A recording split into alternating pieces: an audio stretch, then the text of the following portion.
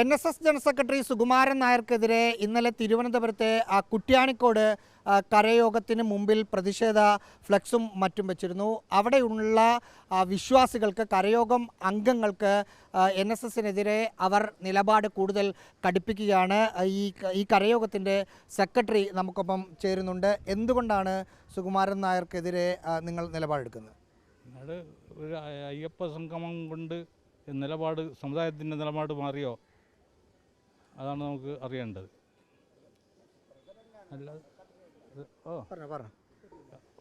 അങ്ങനെ ഈ സമുദായത്തിൻ്റെ നിലപാട് മാറിയോ? എന്താണ് മാറിയത്? ഞങ്ങളൊന്നും ഈ കീഴ്ഘടകങ്ങളാരും തന്നെ അറിഞ്ഞിട്ടില്ല ഇങ്ങനെ ഒരു സംഭവം പെട്ടെന്ന്. ഇതിനെ വിശ്വാസി എന്ന നിലയിൽ അംഗീകരിക്കാൻ പറ്റില്ല എന്നാണോ? സമുദായ അംഗം എന്നുള്ള പേരിൽ എനിക്ക് അംഗീകരിക്കാൻ പറ്റില്ല. എന്തിനായിരിക്കും സമുദായ അംഗങ്ങളെ വിശ്വാസത്തിലെടുക്കാതെ ഇങ്ങനെ ഒരു തീരുമാനം സുകുമാരൻ നായർ എടുക്കുന്നത്? അത് തന്നെ ഞങ്ങൾക്ക് അറിയണ്ടേ. അതാണ് നമുക്കറിയേണ്ടത്, സമുദായത്തിന് അറിയേണ്ടത്. കുറ്റ്യാണിക്കാട്ട് നായർ സമുദായ അംഗങ്ങൾക്ക് അറിയേണ്ടത് അതാണ്. ഇതിൽ നിങ്ങൾ എങ്ങനെ കൂടുതൽ പ്രതിഷേധം എങ്ങനെയാണ് ഉദ്ദേശിക്കുന്നത്? കൂടുതൽ പ്രതിഷേധം പ്രമേയം പാസ്സാക്കി ഇനിയിപ്പം കമ്മിറ്റി വിളിച്ച് കമ്മിറ്റിയുടെ തീരുമാനം അറിയിച്ച് തീരുമാനപ്രകാരം മുമ്പോട്ട് പോകാമെന്നാണ് ഉദ്ദേശിക്കുന്നത്. ഈ സാധാരണഗതിയിൽ പല സ്ഥലത്തും കണ്ടത് ഒറ്റപ്പെട്ട തരത്തിലുള്ള പ്രതിഷേധമാണ്. എനിക്ക് തോന്നുന്നു ഇവിടെ നിങ്ങൾ ഇത്രയും ആളുകൾ നിൽക്കുന്നു, ഇത് കരയോഗത്തിൻ്റെ പൊതുവായുള്ളൊരു പ്രതിഷേധമായി മാറുകയാണെന്ന് തോന്നുന്നു. കരയോഗത്തിൻ്റെ പൊതുവായിട്ടുള്ള പ്രതിഷേധം തന്നെയാണ്. നിങ്ങളൊക്കെ ഈ കരയോഗത്തിൻ്റെ അംഗങ്ങളാണ്. എന്താണ് ഈ നിലപാടിനോട്? നിലപാട് മാറി എന്ന് പറയുമ്പോൾ എന്തൊക്കെ നിലപാട് മാറിയെന്ന് പറയണം. ആഗോള അയ്യപ്പ സംഘം മാത്രമല്ല നിലപാട് മാറാനുള്ള കാരണം. ഭാര്യ എന്ന് പറഞ്ഞാൽ ഈ ശബരിമല വിഷയം വരുമ്പോഴത്തേക്ക് നാമജപ ഘോഷയാത്ര മറ്റു കാര്യങ്ങൾ ചെയ്തപ്പോഴത്തേക്ക് ആ കേസിൽ പ്രതിയായി വരെ പോയിട്ടുള്ള ആൾക്കാരാണ് ഞാനൊക്കെ. അപ്പോൾ പെട്ടെന്നൊരു സുപ്രഭാതം കേസുണ്ട്. അത് ഉണ്ടോയെന്നറിയില്ല, അന്ന് കണ്ടാലറിയാവുന്ന ചെയ്തതാണ്, നമുക്ക് അറിയില്ല. പിന്നെ ഒരു വിഷയം എന്ന് പറയുമ്പോഴത്തേക്ക് സ്വന്തം താല്പര്യം സംരക്ഷിക്കാൻ വേണ്ടി മാത്രമാണ് പുറത്തു വരുന്ന വാർത്തകൾ. അതിപ്പോൾ എന്താണെന്ന് മീഡിയ നിങ്ങൾക്ക് തന്നെ പലർക്കും അറിയാൻ പറ്റും.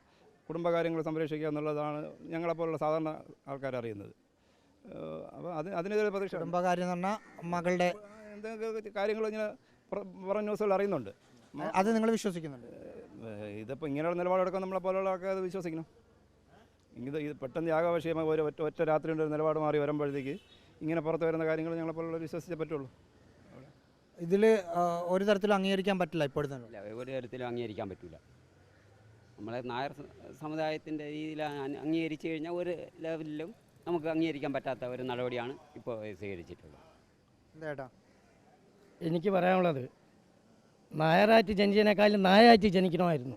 അത്തരത്തിലുള്ള പ്രവർത്തനമാണ് ഇപ്പോൾ അദ്ദേഹം കാണിച്ചിരിക്കുന്നത്. അതിനോട്, ആ നിലപാടിനോട് ഒരിക്കലും അംഗീകരിക്കാൻ പറ്റത്തില്ല. എന്തിനായിരിക്കും നിങ്ങളുടെ നേതാവ് അങ്ങനെ ഒരു നിലപാടെടുത്തത്? അത് അദ്ദേഹത്തിന് അത് അറിയാൻ വേണ്ടിയാണ് ഈ പ്രതിഷേധം നമ്മൾ ഇവിടെ പ്രകടിപ്പിച്ചിരിക്കുന്നത്. അത് അദ്ദേഹത്തിനല്ലേ അറിയാൻ പറ്റുള്ളൂ. ഈ നിലപാടുകൊണ്ട് സമുദായത്തിനൊരു ഗുണം ഉണ്ടാവില്ല എന്നാണ്? ഒരിക്കലും വരാൻ പോകുന്ന കോട്ടയെ സംഭവിക്കുള്ളൂ, നേട്ടം സംഭവിക്കില്ല.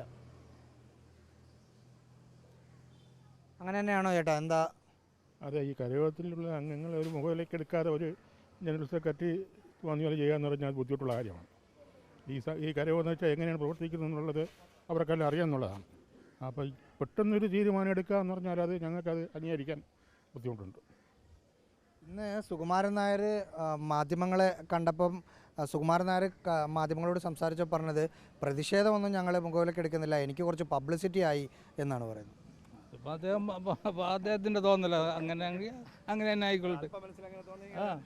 പുള്ളിയുടെ അല്പം മനസ്സിൽ അങ്ങനെ തോന്നി, അത് പുള്ളിയുടെ അഭിപ്രായമായിട്ട് ഉണ്ടാവും. പക്ഷേ ഞങ്ങളുടെ പ്രതിഷേധം തന്നെയാണ്. കാര്യം ഈ 464 നമ്പർ കരയോഗം എന്ന് പറയുമ്പോഴത്തേക്ക് എനിക്ക് തോന്നുന്നത് കേരളത്തിലെ ആദ്യത്തെ കരയോഗം 90 വർഷം പഴക്കമുള്ള ഒരു കരയോഗമാണ്. അപ്പോൾ ഈ നിൽക്കുന്ന ആൾക്കാരൊക്കെ പ്രായം കണ്ടല്ലോ, നമ്മളെപ്പോലെ കുറച്ച് പേരെ മധ്യവയസ്കരായിട്ട്, ബാക്കിയെല്ലാം ഇവരെല്ലാം സജീവമായിട്ട് പ്രവർത്തിച്ച ആൾക്കാരാണ്. ഈ കരയോഗത്തിൽ എത്ര അംഗങ്ങളുണ്ട്? ഏകദേശം 400 അടുപ്പിച്ച്.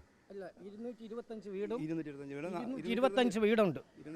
ഈ കരയോഗത്തിൽ 225 വീടുണ്ട്. എത്ര അംഗങ്ങളുണ്ട്? ഒരു 800-900 അടുപ്പിച്ച ആളുകൾ. എല്ലാവരും വളരെ ആത്മാർത്ഥത്തോടെ സഹകരിച്ചാണ് ഞങ്ങൾ ഈ.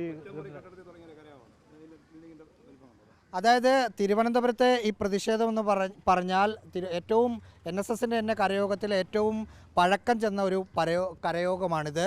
ആ കരയോഗത്തിൽ നിന്നുള്ള ആളുകൾ വലിയൊരു 800ഓളം അംഗങ്ങളുള്ള ഒരു കരയോഗമാണ്. അതിൻ്റെ പ്രധാനപ്പെട്ട ഭാരവാഹികൾ, സെക്രട്ടറി അടക്കമുള്ള ഭാരവാഹികളാണ് ഇതുവരെ നമ്മളോട് സംസാരിച്ചത്. അതായത് ഇതുവരെ വന്ന ഒറ്റപ്പെട്ട ഫ്ലക്സ് ബോർഡുകളോ ഒറ്റപ്പെട്ട സംസാരങ്ങളോ മാത്രമല്ല, ഒരു കരയോഗം എന്ന നിലയിൽ അവിടുത്തെ പ്രധാനപ്പെട്ട ഭാരവാഹികൾ എന്ന നിലയിൽ ഇതിനെ എതിരായ നിലപാട് സ്വീകരിച്ച് പരസ്യമായി രംഗത്തേക്ക് വരുന്ന ഒരു കാഴ്ച കാണുന്നു. അടുത്ത ദിവസങ്ങളിൽ ഇതിൻ്റെ തുടർച്ച ഉണ്ടാകാനുള്ള സാധ്യതയും ഉണ്ട്. വീഡിയോ ജേർണലിസ്റ്റ് വിഷ്ണു ML ഒപ്പം reporter Rahees Rasheed, in reporter, Thiruvananthapuram.